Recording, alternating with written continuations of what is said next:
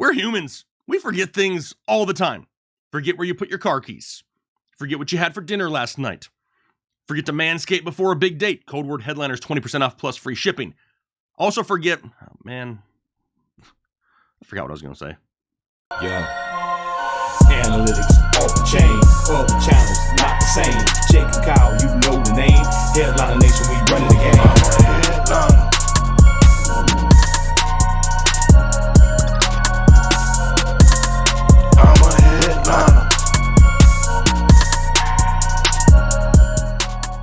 What is going on, Headliner Nation? Jake, Fantasy Headliners. Hopefully everybody's doing well out there today. We're talking about more forgotten players. A few days ago, we had a video where we were talking about forgotten running backs. Today we're talking about a few forgotten wide receivers in 2022 fantasy football. Now, before we get into the names, something I have not forgotten is I owe a couple of draft guides, because in that forgotten running backs video, I said if we hit our like goal of 700 likes on that video, I would give away not one, but two draft guides to people down below in the comment section. Well, we blew that like goal out of the water in just a few days, so here are your winners. The first one, full disclosure, I don't know if it's Theron Blair or the Ron Blair, but regardless, look at the manners. Could I please have a free draft guide?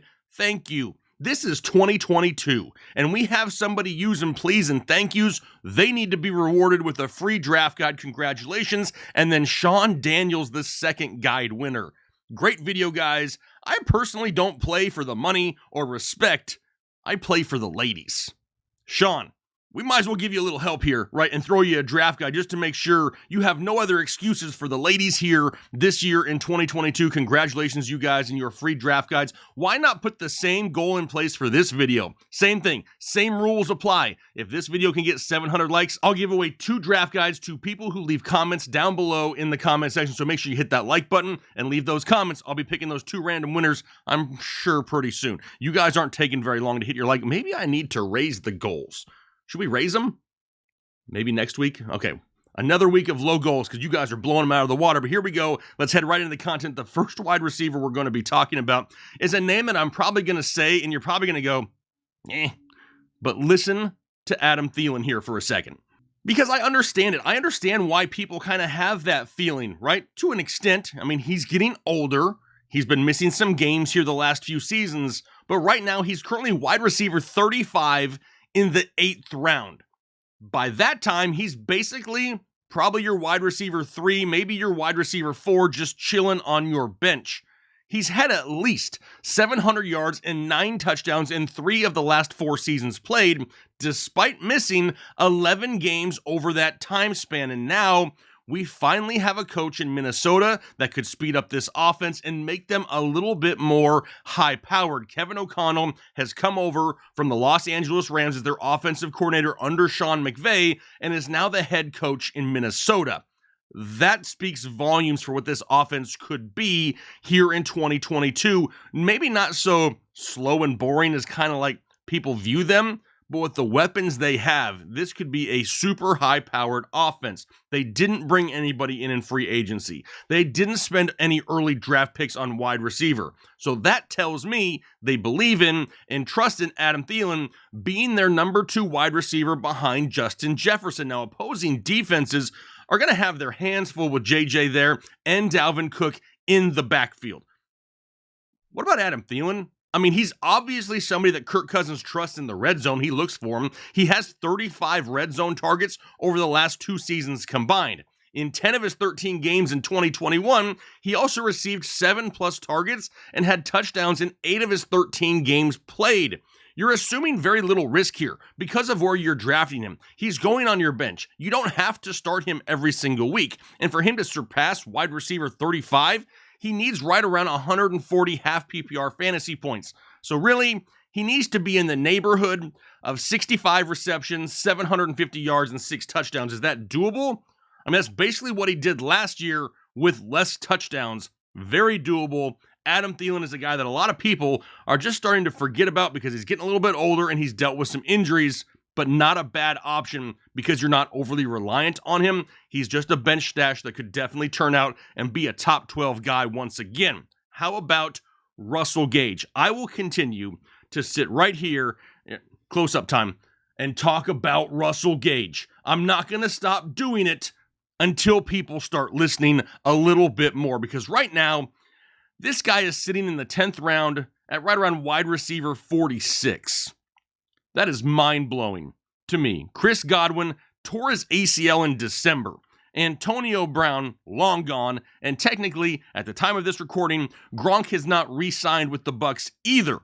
Now, we're not sure exactly when Chris Godwin's going to come back, but he may not be 100%ish till like October or so. That's going to give a lot of opportunity early in the season to Russell Gage. We also had Tom Brady come out earlier in the week, have a press conference talking about the necessity of really needing Russell Gage to step up this year. We're talking about an offense that threw the ball 731 times last season.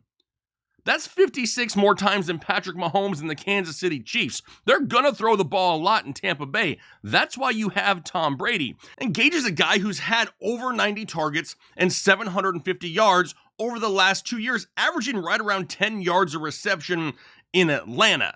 Now, if I had to look at you in the camera and ask you this question, what would your answer be? What is the better scenario? The last 2 years in Atlanta or this year in Tampa Bay? I don't know if we're going to find hardly anybody that's going to say, the last 2 years in Atlanta. Of course, no, because this is a much better situation for Russell Gage here this year. And at wide receiver 46, he needs around 120 fantasy points or so, which puts him in the ballpark of 65 receptions, 600 yards, and 4 touchdowns. I'll take the over on that all day long. What if Gronk doesn't re-sign? What if Chris Godwin has a setback and isn't 100% until later in the season? What if Mike Evans goes down? This is the double-digit rounds. This guy could easily surpass 80 receptions, 800 yards, and 8 touchdowns, finish inside the top 25, and it wouldn't faze me whatsoever. It wouldn't surprise me at all, yet right now, sitting at wide receiver 46 in the 10th round seems like a smash pick in 2022. How about we go down to Tyler Boyd? Now, everybody's going like, dude, he's the third option in Cincinnati. I'm all about Jamar Chase. I'm about T. Higgins. And they get all the spotlight, and deservedly so. They are legit studs. But did you know that Tyler Boyd just last season had 828 yards and 5 touchdowns? Nobody even talks about that. I mean, did you know that he's had at least 800 yards and 4 touchdowns in 4 years straight in Cincinnati? Nobody's talking about that. Yet, right now, seeing at wide receiver 52 in the 11th round of fantasy drafts, and not much is different from 2021, right? Last year, sure, high finish? No, but he finished as wide receiver 30 in half PPR, so why are we dropping him another 22 spots after that? And a lot of it has to do with where he plays on the field. It's very beneficial to Tyler Boyd, because majority of the time he's on the field, he's in the slot. He was number 1 among all wide receivers in the NFL with 582 slot snaps in 2021. He's not getting the defense's best defensive back. He's not getting their second best defensive back. Heck, sometimes he's out there getting a linebacker on him, and the guy continues to produce. He's produced as a wide receiver too in this offense before, and now he's getting lesser defensive attention. I absolutely love that. And we see it every single week. Look how open he is getting every single game. Did you know that Tyler Boyd finished 8th among all wide receivers in the NFL in target separation with 1.95 yards? That means at every time he was targeted, the average separation between him and his closest defender was almost 6 feet. 6 feet is wide open in the NFL, and he continues to get wide open. Defenses have their hands full with Jamar Chase and T. Higgins and Joe Mixon, and Boyd is the forgotten soldier every single week. Now, despite those guys still being ahead of him, he managed 94 targets last season. That's not bad whatsoever for a wide receiver at this point of the draft. What happens if, God forbid, Jamar Chase goes down, or T. Higgins misses some times? That is an immediate jump in value for Tyler Boyd, and it would be a huge boost to your fantasy team at wide receiver 52. The guy basically just needs to show up to the field to outperform that. I kind of compare this to the SATs. You know how you get so many points right for just getting your name right on the SAT? That's what Tyler Boyd's getting for basically showing up and finishing higher than wide receiver 52. A great double-digit round option. Next guy we're talking about. Did I miss something? I know it's not 2017 anymore, but why does everybody hate Jarvis Landry? Dude's sitting at wide receiver 56. Now, he only played 12 games last year and had a hurt quarterback who was Baker Mayfield, which is an absolute mess of a season last year, and finished wide receiver 56 last year. Now he's going home to the New Orleans Saints, and you don't think he does any better than what we saw last season? News has already come out about Michael Thomas that he's not 100%. He had ankle surgery almost a year ago and still isn't fully recovered. Hasn't played football in almost 2 years and is 29 years old.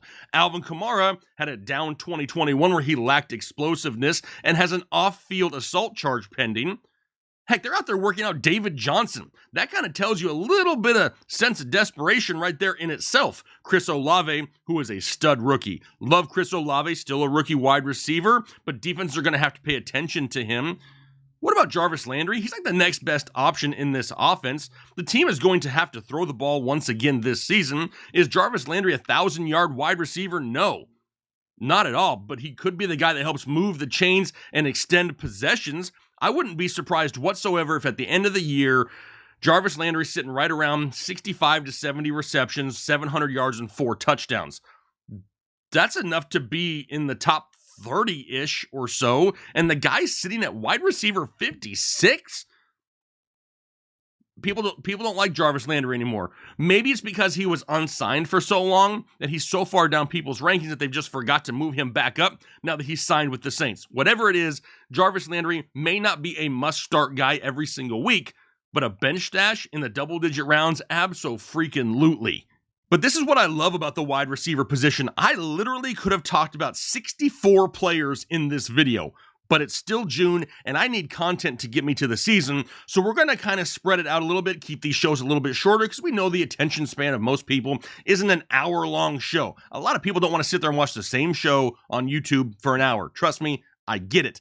But there's a ton of guys out there. The wide receiver position is absolutely stacked this year. It's why we preach heavy running back early, because there's so much value late in drafts that you get those opportunities to stack your bench with a few high upside guys that if they pan out, you don't even realize that you didn't go heavy wide receiver early. These guys, just a couple of examples. We'll have more to come here in the coming weeks, so make sure you stay subscribed. Don't forget about your like goal. Got to hit 700 likes to give away those 2 draft guides down below in the comment section. Hit the like button, leave the comment, and subscribe if you haven't already. I'm going to get out of here for the day. Hopefully you guys have a great rest of your day, though, a great week, and we'll talk to you later.